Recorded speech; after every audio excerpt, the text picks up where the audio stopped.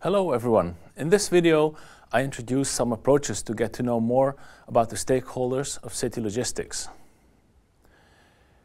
Stakeholders are important, as many different agents play a role in the success or the failure of innovations in city logistics. Also, when government introduces new policies, it helps if it understands well the response that can be expected from the logistics community. Let's have a look in more detail at who these stakeholders are, why they are important, and what are the most common ways to study them.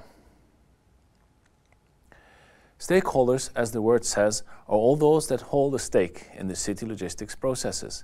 This means that they either participate directly in logistics activities like shopkeepers and carriers, or they are affected by city logistics activities like the citizen.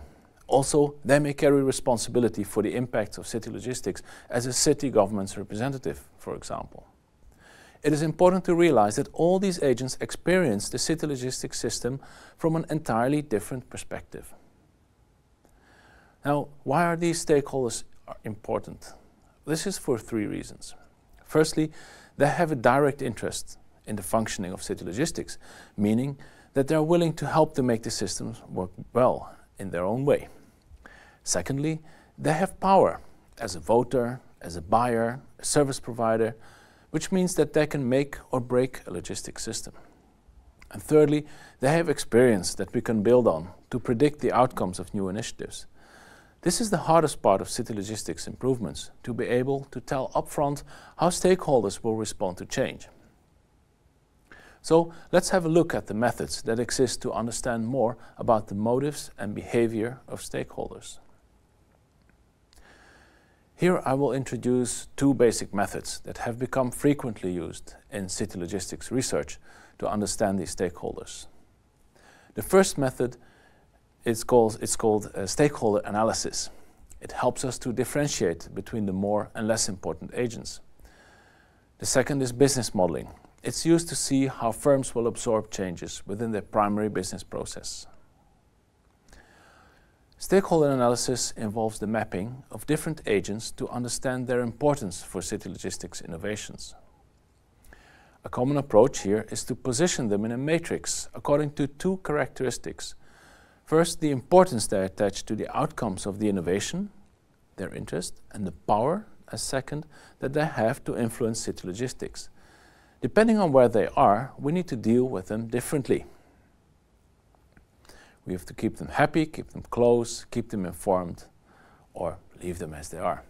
If they have high interest and high power, like for example Jeff Bezos, the CEO of Amazon, we need to keep them very close and seek their support for every step in plans to improve the urban freight system.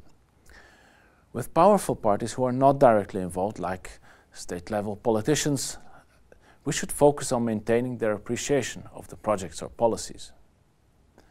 Involved parties with little power, like shopkeepers, should be kept informed. And if agents have little power and little interest in the outcomes, they are not so important and we can keep an eye on them from a distance. This scheme of analysis is an important cornerstone of stakeholder management. It allows us to understand each stakeholder position towards city logistics.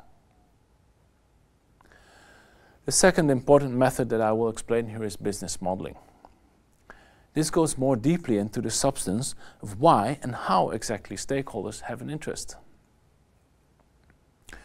A business model is defined as a description of how an organization creates, delivers, and captures value. A very elegant graphical method to describe a business model was developed by Alex Osterwalder. It creates a visual which can easily be shared with other stakeholders to explain one's position and to predict effects of changes in city logistics. We briefly discuss the approach here. A business model is described as a set of panels that each cover a part of the company's business. The core part is a value proposition towards a client. This client can be a shopkeeper and the proposition could be a logistics service for the shopkeeper with a daily delivery of supplies. The proposition is realized through the client-supplier relationship and the actual physical delivery to the client. While in the back office, the services are produced with resources like staff and trucks and the key suppliers or partners. The financial side of the business model, the lower part, is captured with costs and revenue structures.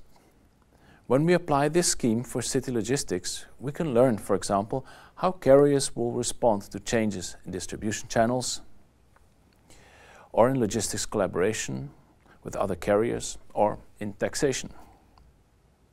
Every stakeholder will have his own business model. Also, business models can be intimately connected inside a city.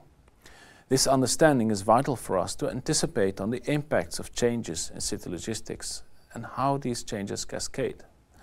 Now, let's summarize our main messages of this part. As many stakeholders can influence innovations in city logistics and many are affected by it, it's important to get to know them.